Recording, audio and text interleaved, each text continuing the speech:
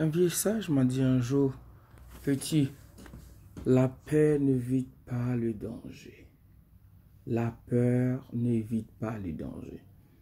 Ça ne veut dire pas d'être imprudent, mais quand on prend le cas de gens qui habitent en Islande, et ils sont conscients que l'Islande est fait de volcans et qu'il peut se mettre en éruption à n'importe quel moment. Mais ça ne fait pas que de l'Islande un pays qui a plus d'immigrés dans le monde, où tout le monde s'immigre, tout le monde a peur des volcans qui peut les enflammer d'un moment ou d'une autre. En ces derniers temps, le fléau qui est en train d'enflammer Haïti, c'est le kidnapping, qui fait que tout le monde se sent menacé, tout le monde a peur, tout le monde fuit. Bon, moi, c'est pas vraiment le cas parce que j'étais déjà en Occident. Je voyage depuis 2004. Et ça fait 17 ans, plus de 17 ans. J'ai fait Saint-Domingue, j'ai fait, voilà. Et là, je suis en France. Le truc, c'est que je suis arrivé en République dominicaine. J'ai vu plus d'immigrés de la peur qu'autre chose. Les jeunes qui disent, bon, voilà, on a peur de nous faire kidnapper, de nous faire tirer dessus.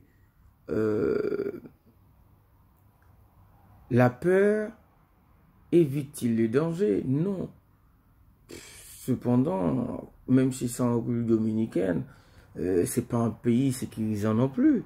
Je suis arrivé, il y a plus de voleurs en République dominicaine qu'à Haïti, mais sauf que nos voleurs à nous sont plus prêts à nous abattre. Un voleur haïtien est plus prêt à tuer un haïtien que s'il rencontre un blanc, de tirer sur un blanc. C'est ce qu'on appelle le syndrome. Est-ce que ça vient? C'est pas le syndrome d'Asperger, non.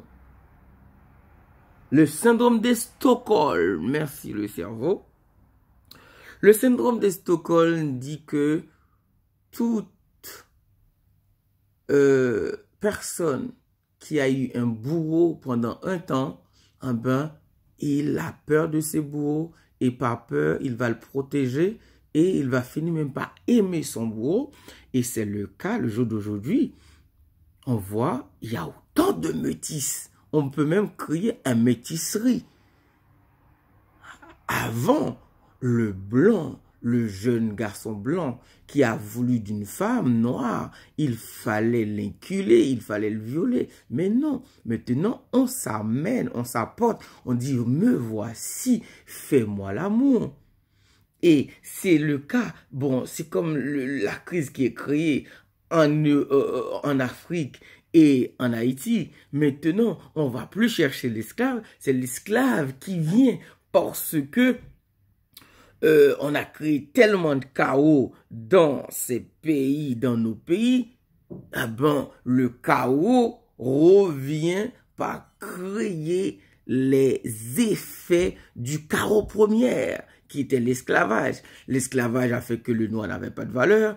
Pour qu'un blanc, il faut inculer une femme noire parce qu'il a un vagin différent, c'est bien de baiser un sauvage. Mais le jour d'aujourd'hui, les sauvages sont arrivés.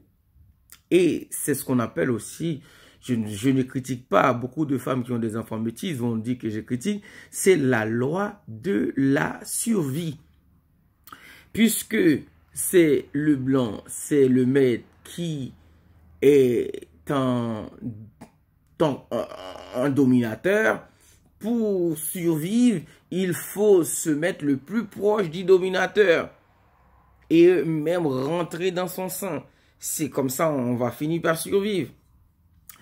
Bref, il y a tant de sujets, tant de choses à parler. Et mon cerveau qui n'arrête pas de trotter. Et aussi je voulais pas me lamenter et je me lamente pas en tant que génie. Donc je l'ai dit, je suis un génie noir. Et s'il faut dans le temps, je pense que les génies ici, il faut faire un test de QI pour découvrir qu'on est HP. Mais le test de génisme française, occidentale, européenne, il est faussé. Il est faussé parce que le test américain n'est pas le même que celle de la France. Le test de la France n'est pas la même que celle de la Belgique. C'est-à-dire le test dépend du milieu de la personne. Et qu'en est-il d'un Africain? Il n'y a pas de test pour nous. Et du coup, on utilise les mêmes formules de tests françaises, européennes, occidentales pour faire des tests sur les Africains. Ça ne marche pas. Ça ne marche pas. Et c'est pareil pour le modèle d'éducation. Le modèle d'éducation que l'Europe, l'Occident nous impose, ça ne nous va pas du tout.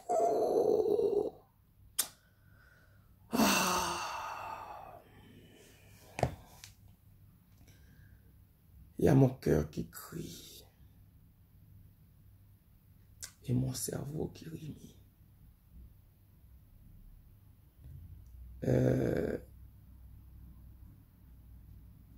Monsieur le Président Macron, ce message est à vous. Je trouve ça très triste pour la France qui ne respecte pas son chef d'État jusqu'à lui donner une claque. C'est l'image de la France qui est salie. Et ce salaud qui a fait ça, peu importe l'histoire de la France ou bien avec ses partis politiques, il est dans le devoir d'un citoyen de respecter un chef d'État. Mais moi, en tant qu'homme civil et parfois en décadence avec tout ce que propose la France, je vous dois du respect. Et la France a pris une autre claque quand on voit Mbappé, qui est un jeune athlète légendaire, reconnu au niveau mondial, un petit, comment il s'appelle, qui parfois je pense que et qui s'ennuie dans son coin, va faire une tweet, va tweeter pour dire que oh, Mbappé devait être vendu en Libye, oh, vaut mieux qu'il retourne. Mais attends, je pense que si c'était quelqu'un qui avait fait une tweet pour dire, voilà, ils vont faire péter les gens, ils vont faire péter la France, vous aurez l'envoyé les CRS pour aller le chercher. Les claques psychologiques, morales, sont aussi dures que les claques physiques. Je pense que ce gamin qui a joué avec le visage du président et le visage de la France aurait été jeté dans le champ des chiens qui ont faim pour être mangés tout vivant. Et ce sort, cela devait être son sort. Et celui-là qui a traité Mbappé de esclave, de oh, tu devais être vendu en Libye, lui aussi, parce que ce n'est pas acceptable de voir des gens jouer avec des génies de la société. Ils ne peuvent pas faire ça en Russie. Un respect encore Poutine. J'ai parlé avec une Russe. Sur les 200 millions Russes qu'ils sont, ils n'ont pas encore trouvé un autre Poutine. Et Poutine, vraiment chapeau. Et s'il faut vraiment encore Poutine pour 20, 100, 35 ans encore, il faut. Parce que il faut l'homme qu'il faut à la place qu'il faut. Il y a ce qu'on appelle le sacré. Il ne faut pas jouer avec le sacré. Quand les pervers déconnent, il faut les mettre au feu rouge. Il faut le mettre au feu rouge. Voilà. Merci. Bra, bon. le messager. Je vous aime tous.